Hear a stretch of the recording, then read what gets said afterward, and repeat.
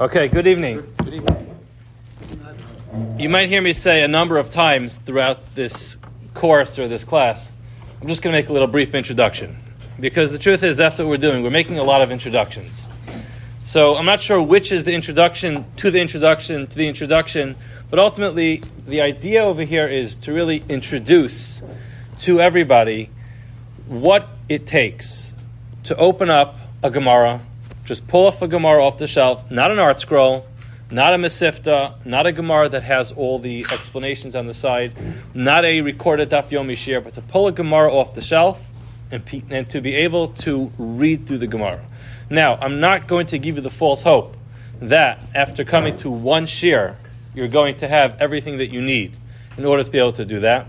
But I will tell you that I believe that if you follow the Mahalach, if you follow the process that I'm going to present over here, it will make your life much easier. And I'll explain it with a bit of a mashal in advance. I remember not too long ago, I flew with my family to Florida, and the pilot was just a nice guy. And as we were deplaning, we were getting off at the end, he invited the kids to come to the cockpit. And for someone who's been to the cockpit of an airplane for the first time, it's a very overwhelming scene. It's not like there's a steering wheel with a gas pedal and a brake. There are tons of dials. There's buttons, and there's little odometers and all types of things that look like you're in the cockpit of an airplane. And it's just overwhelming to see what's going on there. This is what it takes to fly an airplane. And one of my kids asked the pilot, how do you know which button to push at which time? And he responded, it takes a lot of training. Right? It takes a lot of training. A very simple answer. It wasn't a very profound conversation. But it's an idea that if you know what you're supposed to be doing, then you're not going to mix up all the buttons and think that one on the right side is going to do the function of the one on the left side. I don't know anything about the inside of an airplane, as much as I don't know anything about what's under the front hood of my car. A similar concept. You go to the mechanic, and you say, there's something wrong with my car. Now, I remember this. I lived in Lakewood for a very long time, and my first couple of cars that I owned very much fit the bill of a typical younger man's car in Lakewood, and I spent a good deal of my time at the mechanic. I remember there was a time my car wasn't working, and I brought it to the mechanic, and he said, let me take a ride with you. He sat in the car, and within 5 minutes he said, okay, we need to fix this, we need to fix that, and he said, oh, there's a clamp that's missing on the front right wheel, and that's why it's making the sound. I remember saying, you didn't even look at it. You didn't look at the car, and he laughed at me. He said, well, it's easy for me to know because when you turn this way, it makes the sound. You turn the other way, it doesn't make the sound. That particular sound is a sound that would only come out if it's missing that clamp. Now, he's not a Navi. He's not a prophet. But he understands what makes a car run. As far as I'm concerned, there's the ignition, there's a gas pedal, there's a brake, and there's a little piece, either it's a button or a piece, which tells you you're going forward, you're going backwards, or did your car break down? You have to go into neutral now to have someone push you. But for somebody who understands the inner structure of a car, it's not a big deal for them to understand what's wrong with the car. And the same thing is true when it comes to Gemara. The fact that you've been learning Gemara for a long time is similar to a person who's been riding in a car for a long time.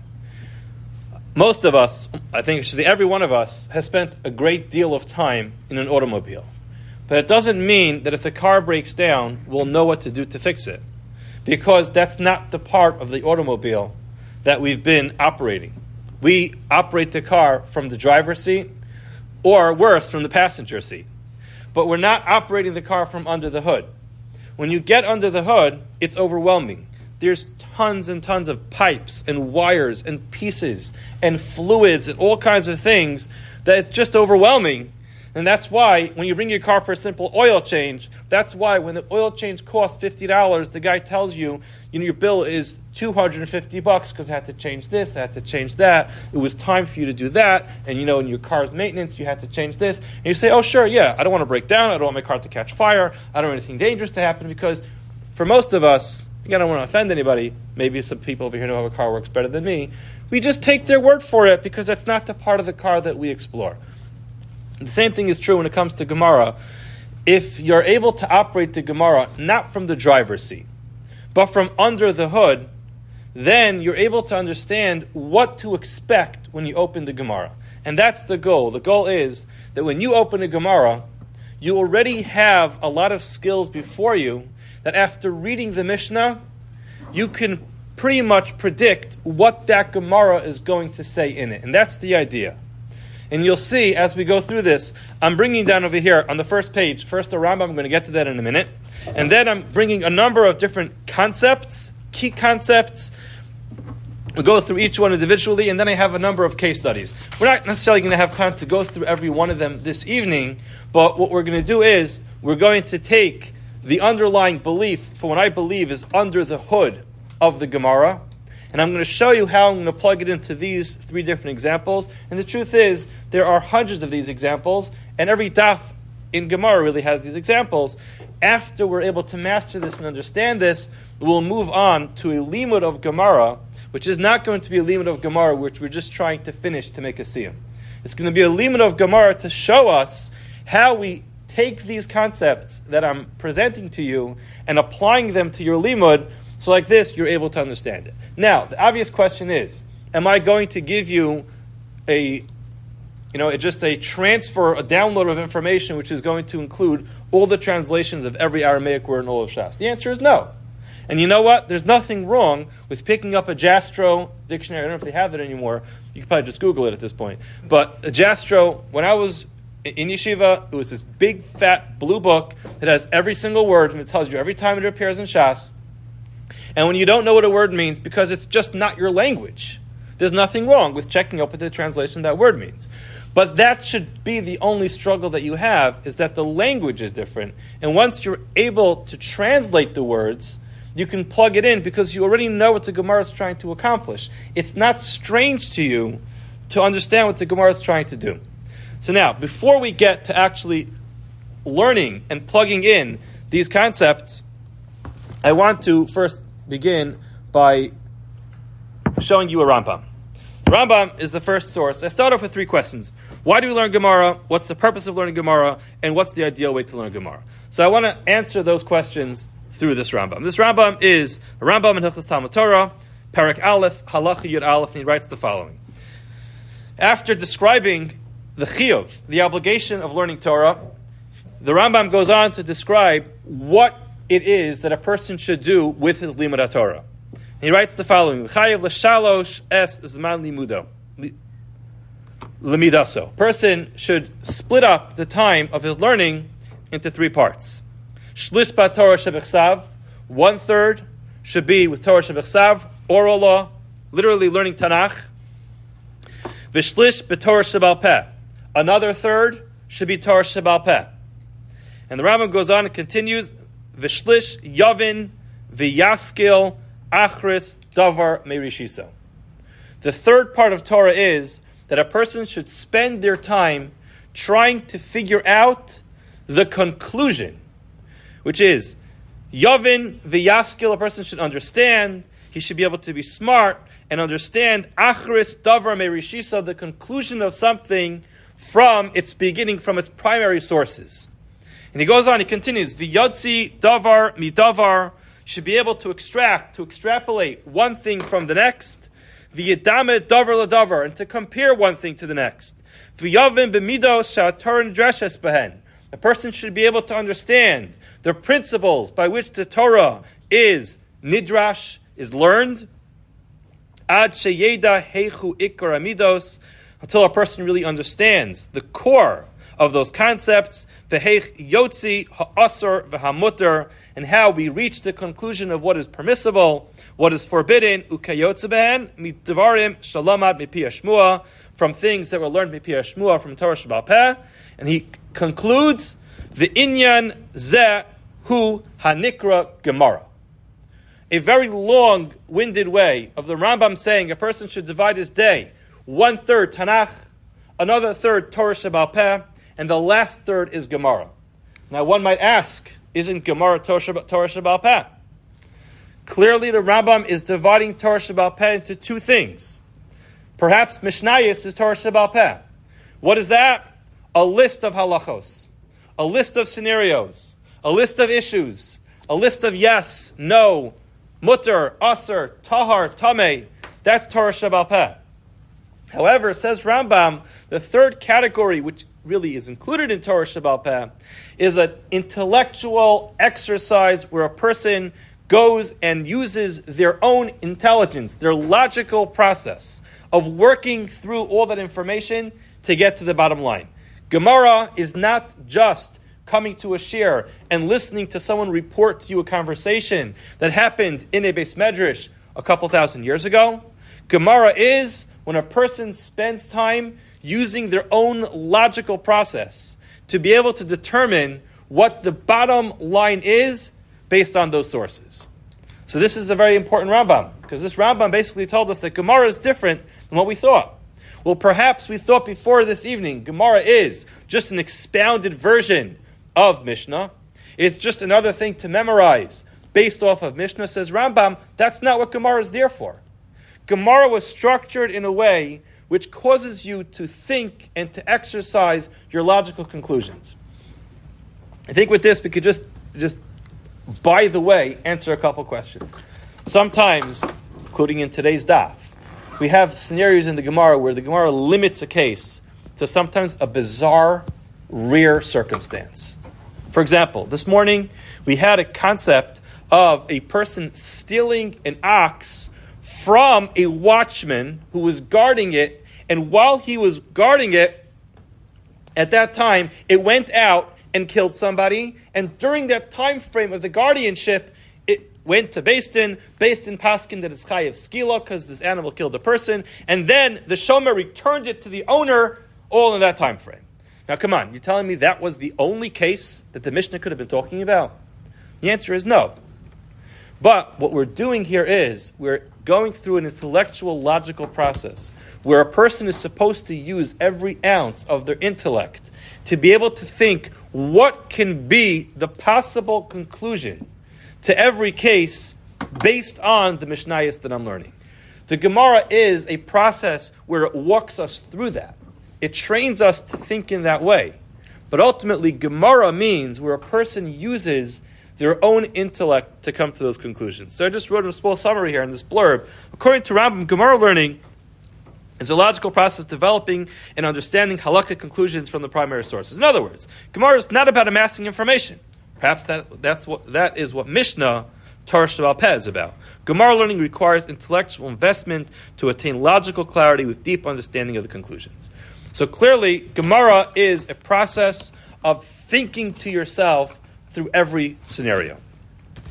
Now, I go through a few different steps over here.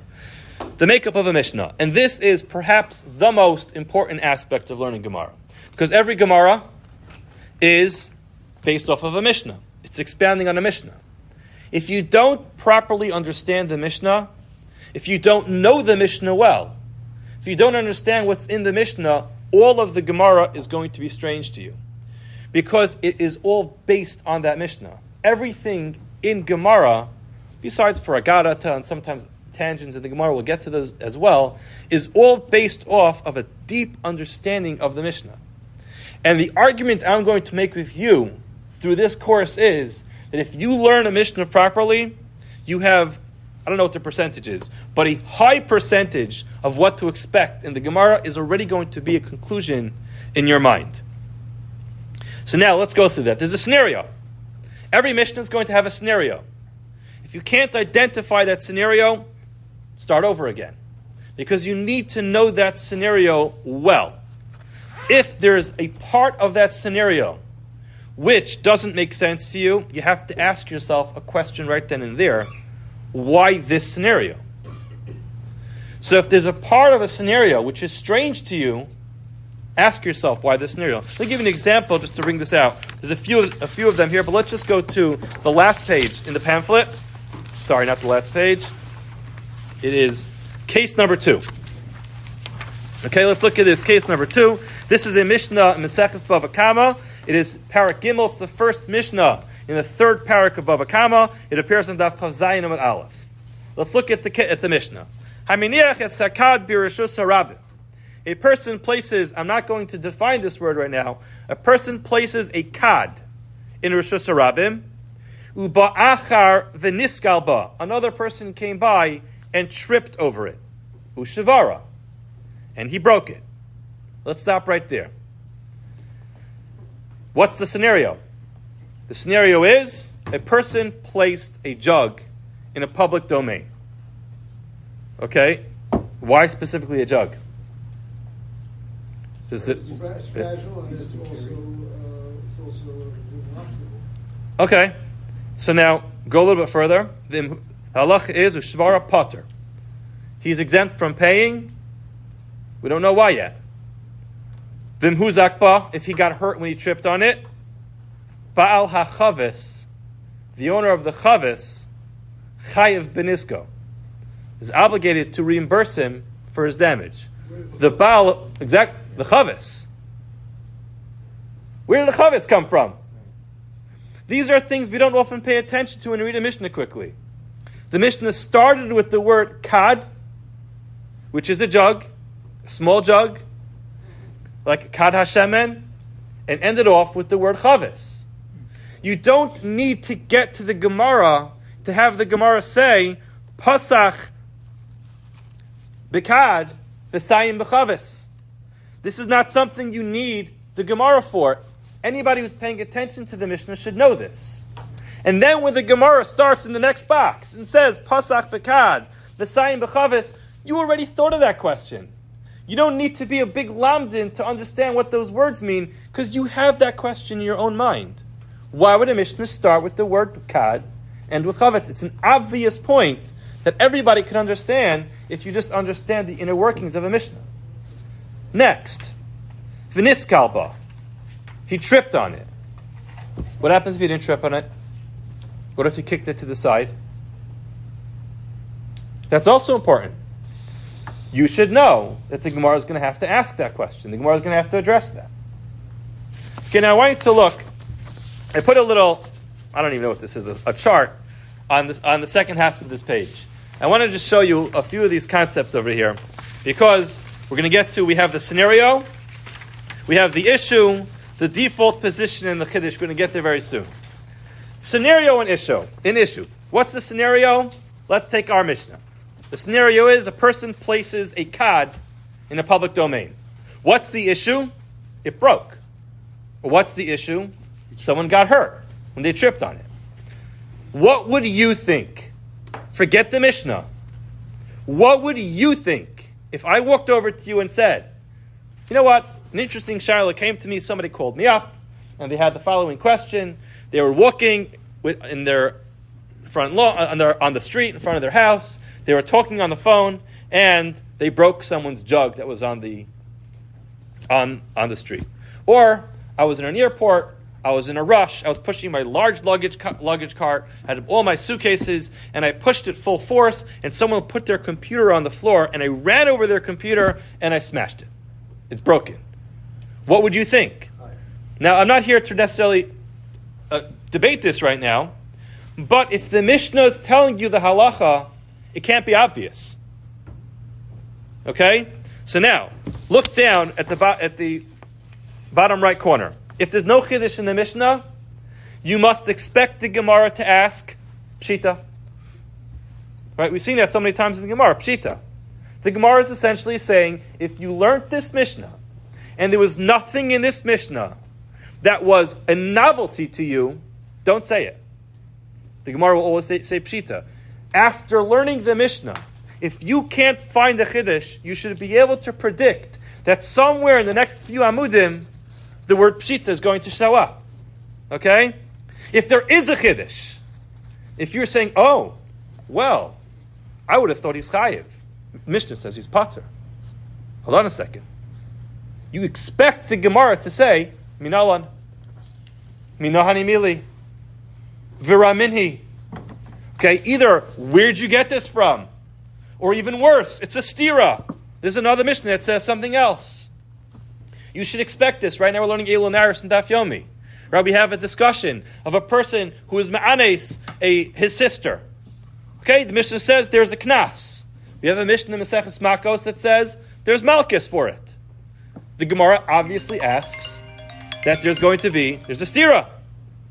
The Gemara has to ask that. Now, you're not going to know every Mishnah to ask if there's a stira, but you should know enough after learning the Mishnah to say, you know what, there's a chiddush over here. There's something new to me. How do we know it? Now, if it's written elsewhere, let's say this halacha is already written somewhere else. Expect the Gemara to say, Hatana lechad zimna. We already learned this. Why would you say this to me again? We already learned this. Next, if we're not sure who says this, because there's a machlokas, Montana, who is the one who says this? If the case is unclear, because it specifically talks about a cod, then it changes to a jug. Or if it gives specific information about one case, expect the Gemara to say, Ibayalu, I have a question for you. And then present a scenario and say, Mahu, what's the halacha? These are all things you don't need to wait to the Gemara to get to. These are all concepts that after learning a Mishnah, you should be able to ask yourself this question. So let's get back to our case, where we had case number 2. Person places a kad, a jug, in Rishus Harabim. Someone else came and tripped on it. Ushivara, and they broke it. Potter. Halach is your potter. Now, let's go back to page number 1. Page number 1, the makeup of a Mishnah. The scenario. We know the scenario already. That is, a person places a jug in the public domain. Number 2, the issue. The issue is that it broke. The issue is that somebody got hurt. What's the default position? If this Mishnah was never written, what is your default position that you would say would be the halacha without this Mishnah? What's the chiddush? Ultimately, the Mishnah needs to be teaching you something new. You need to answer those 4 questions every time you learn a Mishnah. Sometimes you're going to say, what's the scenario? There are 3 scenarios. We have a Mishnah. Besula nisas liyom haravi. A besula, an unmarried girl, gets married on Wednesday.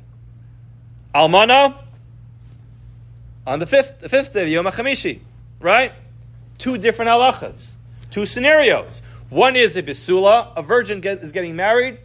That's scenario number 1. Number 2, an almana, somebody who was already married. That's scenario number 2. What's the issue? You have to go through the Mishnah to be able to identify those issues. So this is key number 1 to learning Gemara. Number 1, you just have to be able to properly identify what is in that Mishnah. This is an exercise you can do every time you learn a Mishnah. If you're learning Mishnayos, if you're learning Mishnah Yomi, it's very easy to quickly just go through it. But if you stop at every Mishnah and ask yourself these 4 questions, what's the scenario? What's the issue coming up in this scenario that I'm trying to work through? What's the default position before the Mishnah? What would I have thought if the Mishnah says nothing? And what's the chiddush? And then ask yourself all the questions. If your default position is exactly the same as the Mishnah, ask yourself in your mind, Pshita, it's obvious. If your default position is different than the conclusion in the Mishnah, then say to yourself, where do you know this from? Where does this information come from? Which is, in the Gemara, Minahani Mili, Minalan, or Viramini, it's a stira. But those questions should be questions that come up in your mind just by learning a Mishnah. Okay, now, as we do that, we have to move on to the next concept, which is identifying keys. You'll have keywords.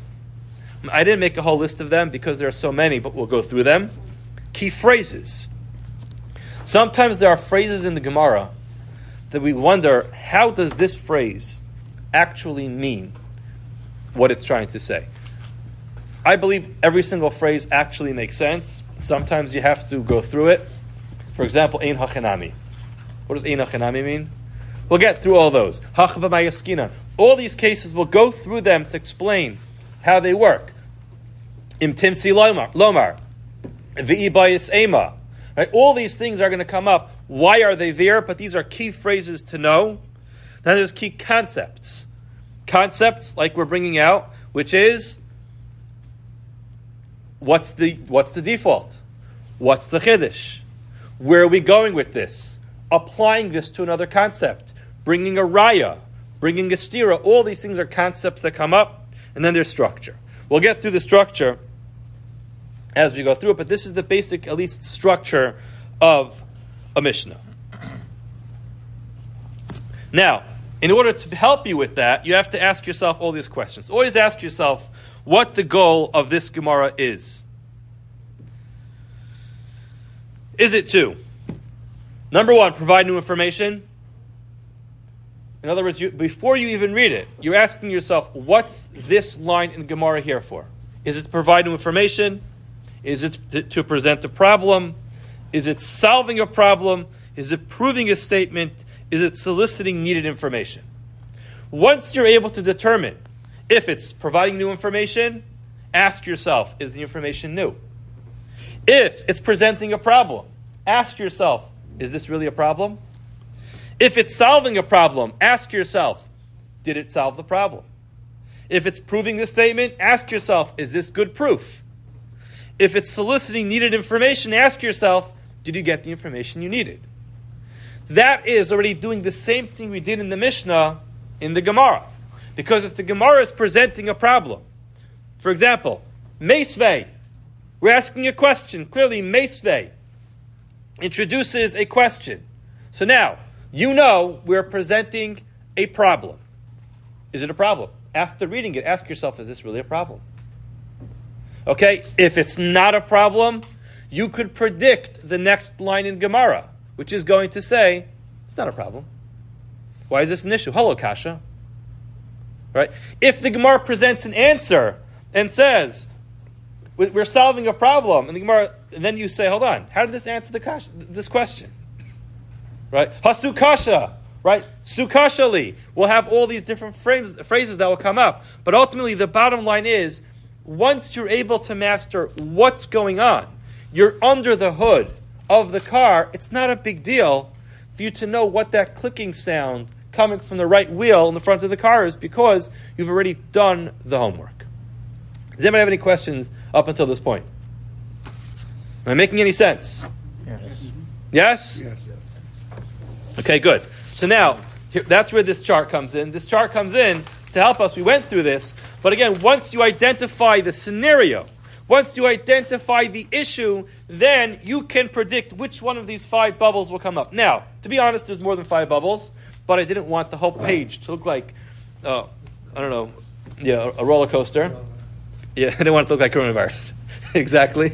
But ultimately, the bottom line is, as we go through it, we're going to present more options of what the Gemara is going to do. But this is the structure you have to master in order to do it. Now, a skill needed to learn a new Gemara. I'm sorry, we missed one. What was the problem with the Gemara? Had we really said this before? How was the question answered? Was the answer compelling? This is really what I explained to you before. And then how can we know if the answer is correct? I'll tell you something which I learned. It took me until I was... I went to yeshiva right after elementary school, right after middle school. Okay, I've been learning Gemara since I'm in 5th grade.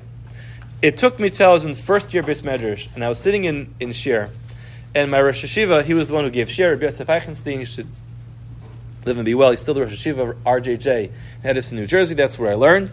And he started this year, he presented 2 different opinions, and he looked around the room, and he said, who's right? And I remember thinking to myself, I'm going to decide who's right? I've always been told as a child, never say that Rashi made a mistake. Never say that Tosfos made a mistake. Never say that one of the Tanoim or one of the Amoraim made a mistake. And here the Rosh Yeshiva of this yeshiva is asking me who's right. Like, am I in the right shir? But I have to tell you, that idea of asking somebody who's right is such an important concept. Think about it. What was your default position? Now, it doesn't mean the one who's not right is wrong.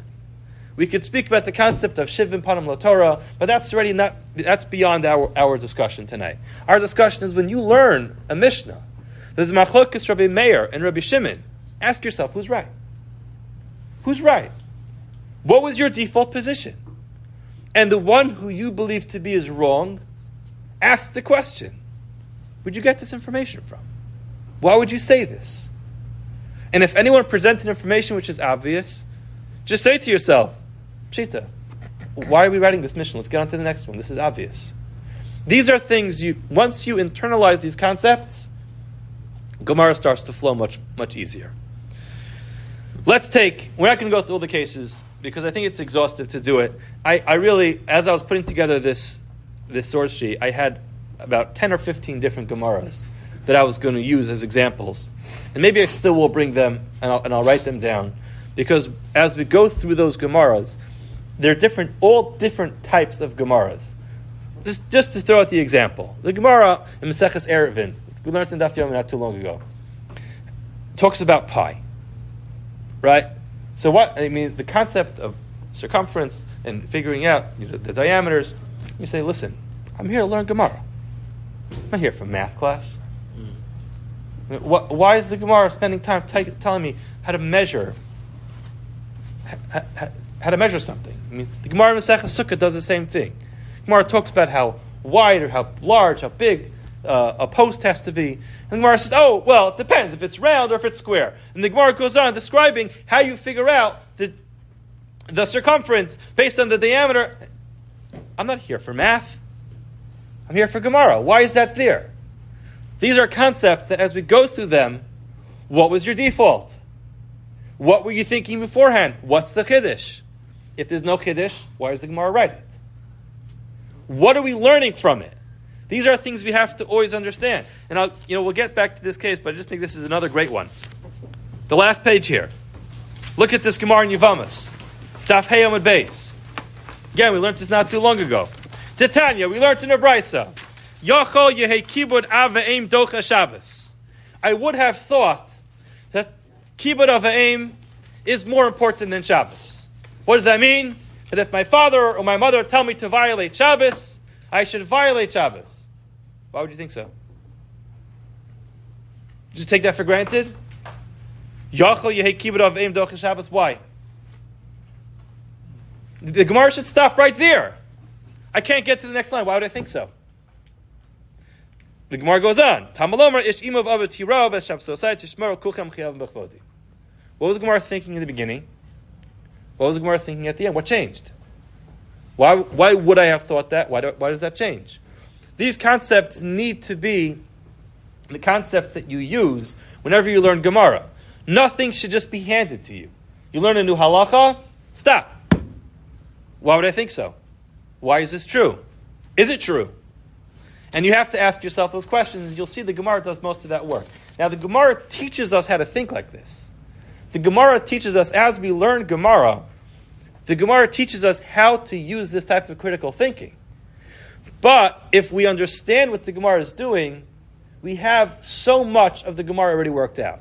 Now, does that mean we'll know all the answers? No, because you have to know every single pasuk in all of Tanakh. And you have to know every single limud from every pasuk in all of Tanakh. And you have to know every single Mishnah in all of Mishnayos to know every contradiction. You have to know every single opinion of every one of the Tanaim to know is it consistent with what they say elsewhere.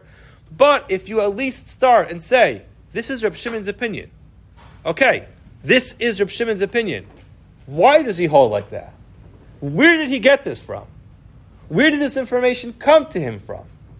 You're already prepared when the Gemara goes on to the next line and says, hold on a second. This is not always true. Or maybe it's true that Reb Shimon is of this opinion. Is he always of this opinion? If you ask yourself that question, is this case unanimous? Are there other cases which could be a little bit different? Once you've done that work, you'll see the questions that the Gemara asks fit right into your line of thinking. Let's take one example and learn through it well, and we'll go through the other ones another night. Let's do this. This is on page 2. I'm sorry to put page numbers on. It's on page 2. Mishnah Bava Kama, Parak Vav, Daf Nun Hey Amud Beis. Hakones Tzon Nadir. A person brings his sheep into the deer. What is the deer? It's the pen. Okay? V'noal b'fanea karoi. He locked the door appropriately. He properly locked the door. Anybody have any comments yet? Scenario. What's the scenario? Person puts his sheep in the pen. In addition to that, he locked the door appropriately. What's an appropriate lock? Appropriate is an arbitrary word. Right? I might think appropriately means that he put 2 or 3 thick chains around the fence. He also put an alarm on there, and there's barbed wire, and if the animal leaves, there's no way that it can leave and go too far without me, and also the animal's going to be tied up. There's no way for it to get out without me knowing about it. Others could say appropriate means you take a little hook and eye, hook and eye, lock it. The animal doesn't know how to open that. What's karai? What is considered appropriate? You need to ask yourself this question. As soon as you read that Mishnah, that's a question you ask yourself. And you know what? Surprise, surprise. Go to the Gemara, which is on the next page. Tan Rabbanan. Ezehu karai ve'ezehu shelo karai. What's considered an appropriate fence? The Gemara is not going to leave you in doubt. You know that question already because you asked it, because you will not take the word karai without first giving critical thought to what karai means. That's the scenario. What's the issue? V'yatsa v'hizika.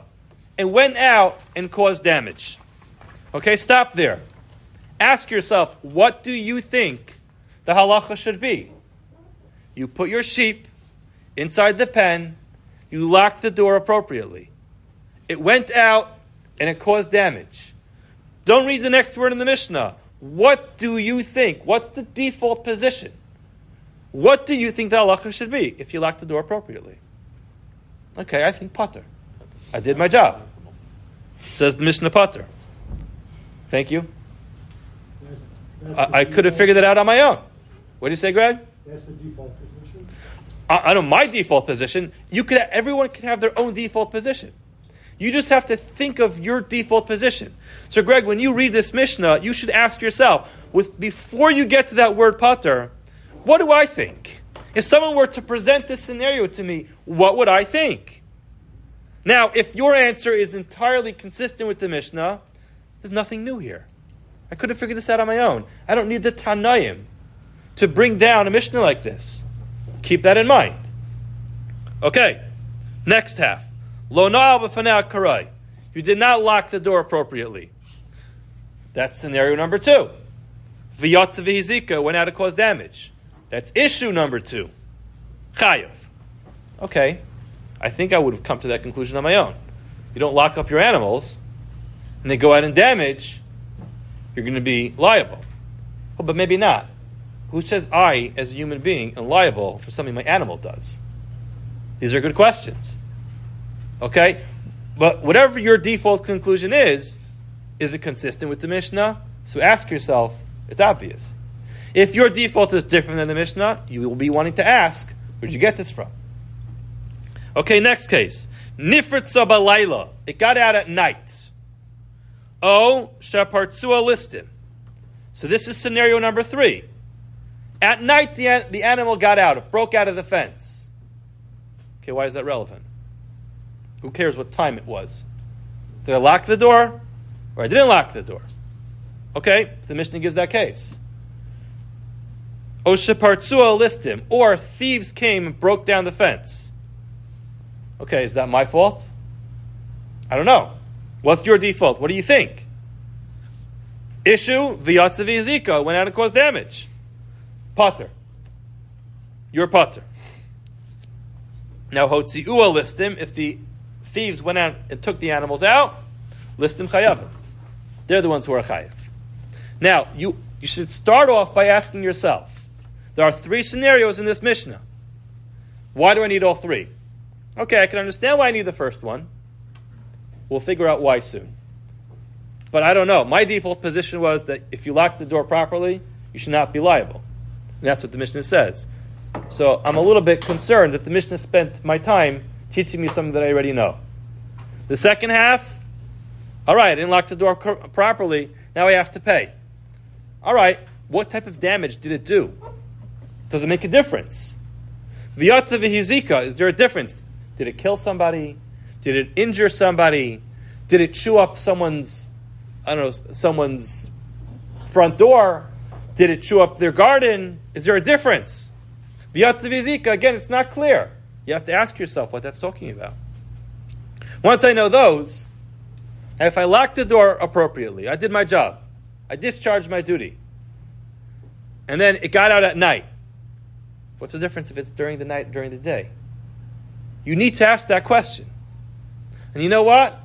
If that question is not going to be asked in the Gemara, go to Tosas. The next page at the bottom. Afal pi detana noal befanea karoi. Even though the Mishnah already gave me the halacha of when I lock the door properly, and that's the halacha is pater, it's trich lemisni nifrit sabalayla. I'm not going to go through the answer now because we'll get to that soon. But understand that if there's ever a time when the Gemara falls short of its responsibility to ask that question, you could count on one of the other Rishonim asking the question. Why? Because the Rishonim did this work. They already learned the Mishnah and they asked themselves, what's the scenario? They asked themselves, what's the issue? They asked themselves, what's the default position? And they asked themselves, what's the Chiddush? And then they searched through the Gemara.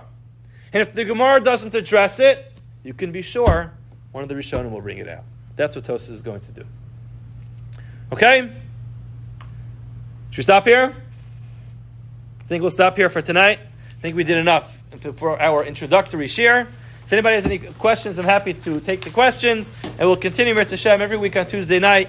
And we're going to go through this. Again, I will continue to work through this with a number of scenarios in the Gemara. And then we're going to actually open up a Gemara. We're going to learn through it very slowly and methodically to be able to really take these concepts and plug it in to our learning of Gemara. Have a wonderful night.